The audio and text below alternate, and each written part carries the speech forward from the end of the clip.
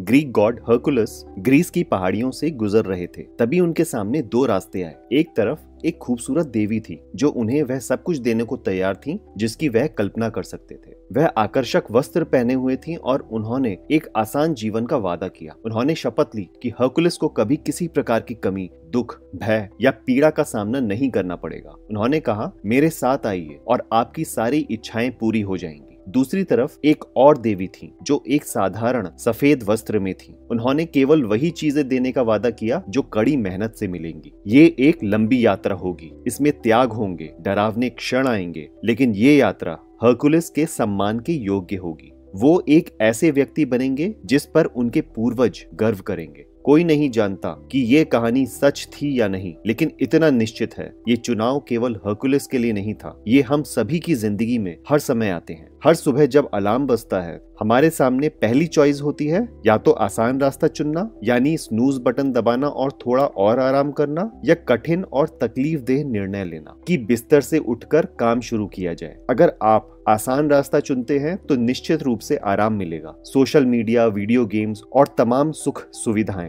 लेकिन अगर आप कठिन रास्ता चुनते हैं तो शायद आपके पूर्वज ऊपर से आपको देखकर मुस्कुराएंगे। शायद आप वह काम कर पाएंगे जिसके लिए आपको इस दुनिया में लाया गया है। अगर आप बार बार खुद को असहाय महसूस करते हैं और गलत निर्णय लेते हैं तो इसका मतलब ये नहीं है कि आप में काम करने की एनर्जी नहीं है, या आप लेजी हैं, या आप मोटिवेटेड नहीं है। असली कारण ये है कि आपके अंदर डिसिप्लिन की कमी है। लेखक रायन हॉलिडे की बुक डिसिप्लिन इज डेस्टिनी इस कमी को पूरा करने में मदद करती है। इस बुक से जो महत्वपूर्ण सीख मैं आपके साथ साझा करने जा रहा हूँ वे आपके मन में डिसिप्लिन को इस तरह बिठा देगी कि आप इसे कभी भूल नहीं पाएंगे। सबसे पहली बात, डिसिप्लिन वास्तव में क्या है? आप कैसे जानेंगे कि आप किसी काम को डिसिप्लिन के कारण कर रहे हैं या किसी और वजह से? एक डिसिप्लिन्ड लाइफ जीने से पहले ये समझना बहुत जरूरी है कि डिसिप्लिन होता क्या है। किसी भी कार्य को करने के पीछे तीन चीजें होती हैं। पहली, मोटिवेशन। ये एक भावना है, एक इच्छा, एक क्रेविंग, एक ऐसा एहसास जहां आपको बहुत उत्साह महसूस होता है और आप अपनी मर्जी से कोई कार्य करना चाहते हैं। लेकिन ये सबसे अस्थायी चीज है जो आती जाती रहती है।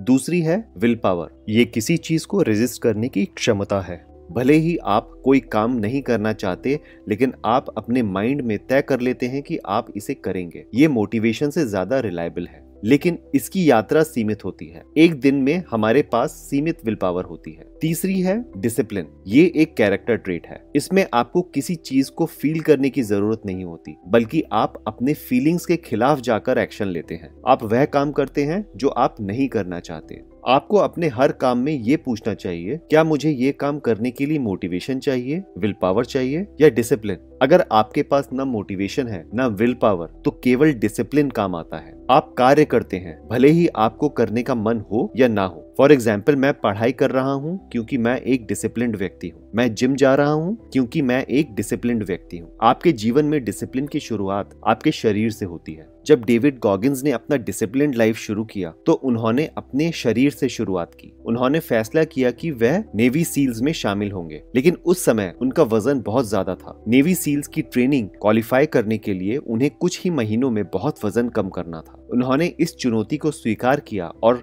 दिन में सिर्फ 800 कैलोरीज खाना शुरू किया। ब्रेकफास्ट में सिर्फ एक केला, डिनर में चिकन, चावल और ब्रोकली, डेजर्ट में सिर्फ एक प्रोटीन शेक। इस दौरान वह माइल्स तक दौड़ते, इंटेंस एक्सरसाइज प्रोग्राम फॉलो करते और साथ ही पढ़ाई भी करते। उन्होंने अपने शरीर को एक्सट्रीम प्रेशर में डाला, स्विमिंग, बाइकिंग, वेट लिफ्टिंग जैसी गतिविधियों से। इतनी मेहनत के बाद उन्होंने कुछ ही महीनों में बहुत वजन कम किया और नेवी सील्स में शामिल हो गए। प्राचीन समय में स्टोइक्स भी बहुत कम खाना खाते थे और कठोर व्यायाम करते थे, लेकिन एब्स दिखाने के लिए नहीं, बल्कि अपने शरीर को तकलीफ में डालकर कठिनाइयों को समझने के लिए। उन्हें पता था कि अगर वे अपने शरीर को मजबूत बना लेंगे तो उनका मन भी मजबूत हो जाएगा और तब ही वे अपने जीवन में डिसिप्लिन ला पाएंगे। इसी तरह जब आप अपने स्वास्थ्य पर ध्यान देते हैं, ऐसा खाना खाते हैं जो आपको पसंद नहीं लेकिन सेहतमंद है, जब आप थक चुके होते हैं लेकिन फिर भी जिम जाते हैं, जब आप रात को फोन बंद करके सोने जाते हैं बजाय वेब सीरीज देखने के, तो आप अपने डिसिप्लिन को मजबूत बना रहे होते हैं। आपके मन का सबसे बड़ा शत्रु जो आपको डिसिप्लिन्ड बनने से रोकता है वह है परफेक्शनिज्म। सर्दियों के मौसम में 1931 में प्रसिद्ध डांसर मार्था ग्राहम को एक शानदार संस्कृति से प्रेरणा मिली, सेरेमोनियल्स नामक नृत्य की कोरियोग्राफी की। लेकिन समस्या ये थी कि वह परफेक्शनिस्ट थी। उन्हें लगता था कि उनका प्रदर्शन अधूरा है। उन्होंने सोचा कि वह इसे कभी परफेक्ट नहीं बना पाएंगी। वह डरने लगी कि उनका रेपुटेशन खराब हो जाएगा। सेल्फ डाउट और गिल्ट ने उन्हें घेर लिया। उन्होंने खुद पर इतना मेंटल प्रेशर डाल लिया कि उन्होंने कहा पूरे सर्दियों का काम बर्बाद हो गया, पूरा साल खराब हो गया। पर आश्चर्य की बात यह थी कि दूसरे डांसर्स को ये प्रदर्शन बहुत पसंद आया, लेकिन मार्था को सिर्फ खामियां दिख रही थी। यही परफेक्शनिज्म की सबसे बड़ी समस्या है। यह लोगों को डिसिप्लिन्ड लाइफ जीने के बावजूद मानसिक रूप से जकड़ लेता है। वे परफेक्शन के चक्कर में कंसिस्टेंसी की महत्ता भूल जाते हैं। बहुत से लोग कहते हैं क्वालिटी ओवर क्वांटिटी, लेकिन सच्चाई ये है कि नतीजे सिर्फ कुछ बार सही करने से नहीं मिलते, बल्कि बार बार करने से मिलते हैं। इसीलिए लेखक कहते हैं परफेक्शन के पीछे मत भागो, बल्कि डिसिप्लिन बनाने पर ध्यान दो। तुम्हारा काम अपने आप परफेक्ट बन जाएगा। आखिरी चीज ये है कि आपको अपनी सोल में भी डिसिप्लिन लाना होगा। इतिहास में कई ऐसे लोग हुए हैं जिन्होंने अपनी बॉडी और माइंड को मास्टर किया, लेकिन फिर भी अंदर से एम्प्टी रह गए। उन्होंने कभी अपनी सोल को नहीं पहचाना। जब हम अपने माइंड और बॉडी में डिसिप्लिन लाते हैं तो ये संभव है कि हमारे अंदर प्राइड आ जाए कि हम दूसरों से बेहतर हैं। लेकिन हमें कैटो द यंगर का उदाहरण अपनाना चाहिए। कैटो प्राचीन रोम में एक सेनेटर थे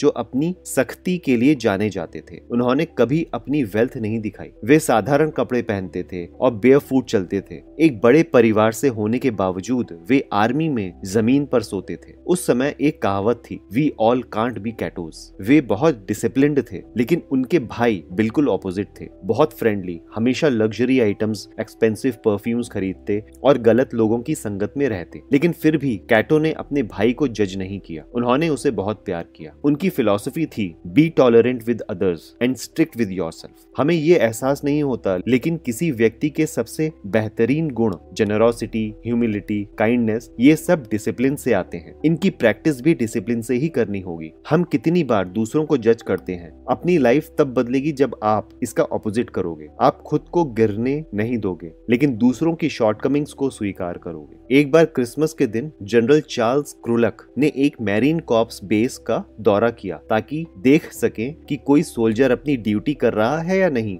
वहां पहुंचकर वे चौंक गए क्योंकि वहां ब्रिगेडियर जनरल जिम मैटिस खुद गार्ड ड्यूटी कर रहे थे। उन्होंने उस एनलिस्टेड सोल्जर को घर भेज दिया था क्योंकि उनका मानना था कि क्रिसमस के दिन उसे अपने फैमिली के साथ होना चाहिए। ये सोल लेवल डिसिप्लिन है। बॉडी और माइंड के डिसिप्लिन के साथ साथ ये गुण दुनिया को बेटर प्लेस बनाते हैं और दूसरों की लाइफ को आसान बनाते हैं। जब आप अपने बॉडी, माइंड और सोल को डिसिप्लिन के माध्यम से एक हायर पर्पस के लिए अलाइन करते हो, तभी आप अपनी डेस्टिनी को अचीव करते हो। इसलिए इस बुक का नाम है डिसिप्लिन इज डेस्टिनी, जो आपको जरूर इंस्पायर करेगी। डिसिप्लिन सिर्फ डेस्टिनी ही नहीं, ये फ्रीडम भी है। तो दोस्तों, अगर आपको ये वीडियो पसंद आई और इससे आपको कुछ नया सीखने को मिला तो लाइक जरूर करें। अपनी राय और सवाल कमेंट्स में बताइए। क्या आप अपने जीवन में डिसिप्लिन को लागू करने के लिए तैयार हैं? अगर आप ऐसी ही सेल्फ इंप्रूवमेंट, प्रोडक्टिविटी और किताबों की सीख से जुड़ी वीडियोस देखना चाहते हैं तो चैनल को सब्सक्राइब करना ना भूलें। और हाँ, अगली वीडियो में हम एक और बेहतरीन किताब की चर्चा करेंगे। तब तक के लिए सीखते रहिए, आगे बढ़ते रहिए। मिलते हैं अगली वीडियो में। धन्यवाद।